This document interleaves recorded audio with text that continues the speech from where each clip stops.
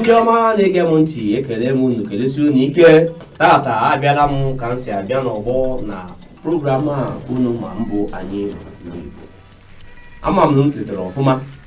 emere holiday nkwụsị ọrụ akwụsịrị maka ụmụnne anyị nke na-eme sala wee bidokwa ọrụ tata bụ Wednesday wee si na otito dịrị Chineke nke debere anyị ndụ ka anyị wee fụ ụbọchị nke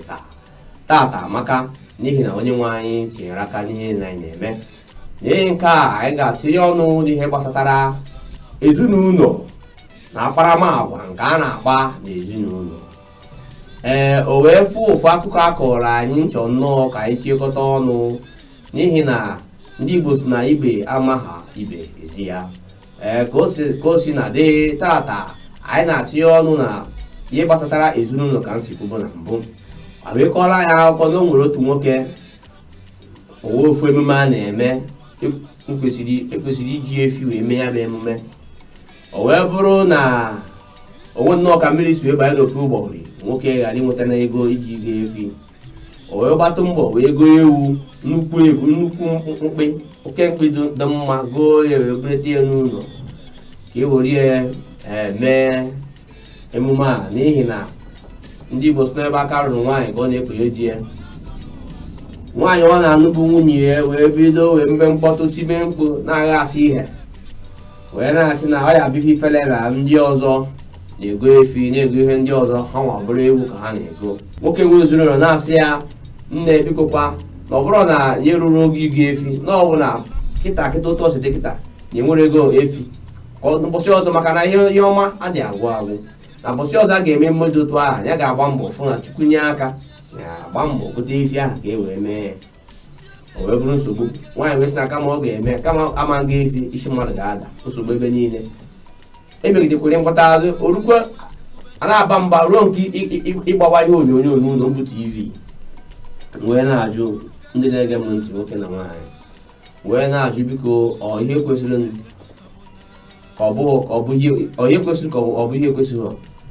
na-achọ ka a na-atinye ya ọnụ n'ihi na nna agwa unu tata na m ga-akpọta ndị mmadụ na studio a ka ya tinye okwu ọnụ maka na ya wụ tọpik ọ ya bụ ekwuo ndị ọzọ atinye ọnụ maka ndị Igbo si na uche bụ akpa onye ọbụla bụ nke eme gịnị agagharị. N'ihi nke a m ga-achọ ka gụọ bụ nwoke na-ege m ntị tata ị nwere ike itinye uche n'ihe a tinye ọnụ n'ime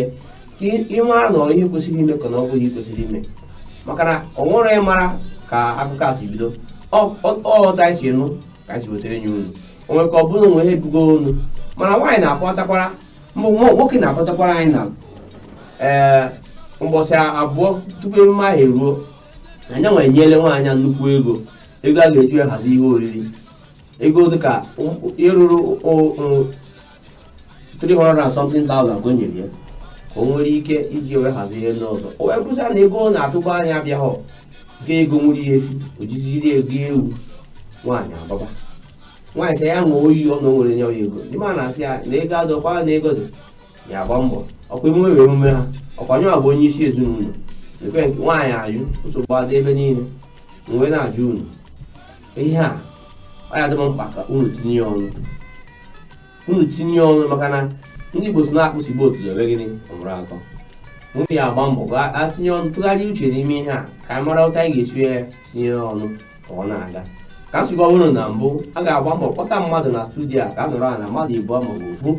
atinye ọnụ n'okwu a ka a mara maka ụmụ ndị ọzọ ezinụlọ ndị ọzọ na-agabeghị ihe dị iche iche anya amaghọ ma ndị ụmụ nwoke na-eti nwaanyị ihe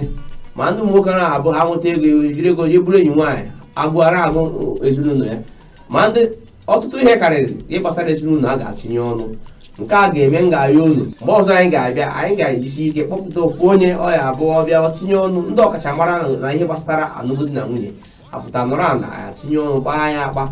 ọga maka ndị Igbo si n'aka nri kwa aka ekpe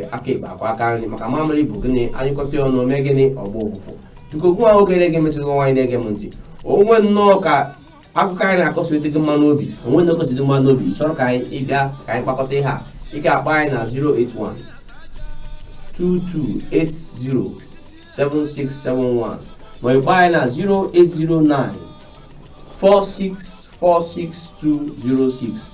ya nọmba ị ga-akpọ ịkpọ ya anyị na-agba gidigidi ebe na anyị nọ na-abịa ka anyị nọrọ a na-akpakọ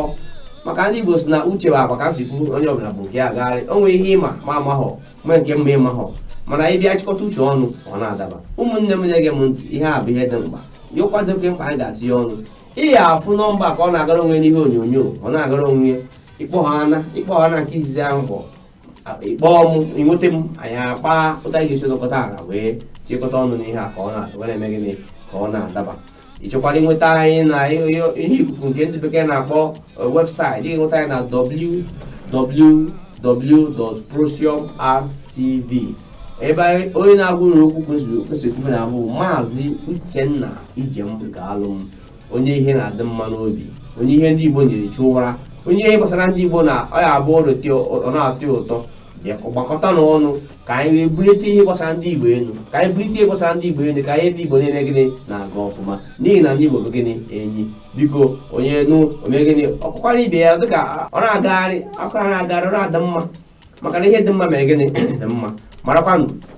azịkwuo na mbụ ozi a si na Procyon telivishọn redio na TV afọ m bụ Mazi Uche Ijegalu ka ọdụ ụbọchị ọzọ